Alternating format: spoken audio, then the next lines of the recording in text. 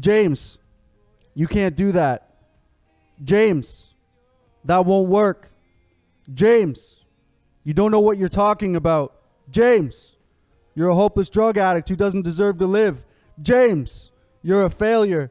James, you're useless. James, I hate you. James, you're a waste of skin. James, just end it. James, write the note. James, tie the rope. James, learn to tie the right knot. James, it might not work, end it differently. James, climb that silo. James, look over the edge to see if it's high enough. James, just let go. James, it'll all be over soon. James, there will be no more James soon. Hi, everyone. Sorry there was no rhyme in that. If there was, it was an accident. Kind of like if he accidentally fell that night. I've only had a few words shared about me through his flowetry, but the fact is, he wouldn't have become the man he was without me. All those long nights, homeless, wondering where the next meal would come from. Daily strolls before the sun rises, picking up cigarette butts on the ground just to feel something. See, I got you to that point of hell on earth. Without me, you wouldn't have felt that level of defeat. You wouldn't have been able to enjoy those holy shoes on your feet. Gas station showers to start your day. Not caring about a place to live, let alone a place to stay. You wouldn't have been able to sleep under transport beds. Unfortunately, that name is deceiving, because a bed usually means comfort, not the cement for your floor and a tin roof with no walls. But remember, James, you chose this life. You wanted to numb it all away. You wanted to leave reality every day. I helped you not feel pain. I gave you a strength you never had. I gave you confidence in your step.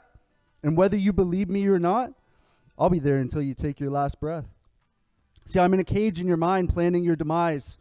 You can learn everything you want to help you grow as a human, but when those moments happen that are too big, I'll be there waiting for you to feel alone again, waiting for you to stop reaching out so you can come visit me again. Ask for the help and forget the pain of everything. I was reliable when nobody else was, and I never judged you. I just wanted you all to myself. You chose me over love, over compassion, over purpose, over any word that began with self. Stop. See, I learned that technique to shut you up and remind myself you're just the addict in the attic. You'll try to convince me to go sporadic, but you're stuck in the attic. I have a willingness, which is the key to keep you locked up in there. And I still have my setup inside the cell from the 16 years you trapped me in there. And my life today reminds me of how far I've come, how much work it took to feel instead of numb, how many 24 hours strung together it takes to keep you at bay. The answer is one, because I only count today. So during these hours, minutes, seconds of this day, I will do what I have to stay this way, to stay a loving, caring individual who at one time couldn't connect his mind to his heart. He had no flashlight and he was stuck in the dark. There was no human connection, so his mind convinced him his values were a lie. He would tell me to keep them by the wayside, they would ruin the high.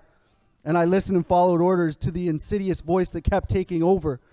But so how is it today? Because I'm happy and sober. See, I didn't just stop substances because that wouldn't work.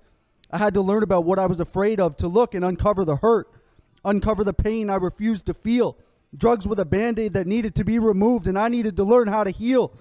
Removing the Band-Aid showed me wounds that I never knew I had, like abandonment issues I felt from my dad, or memories of car crashes of people who lost their life, or the image of my uncle scaring my grandmother holding a knife, or abuse that I have healed from, so there's no need to mention. Funeral home visits, being beaten by bullies, and lots of detention. Ah, you're right, James. You've been through a lot. That's why I helped you by covering it all up, so you could suppress it all and not feel that type of pain.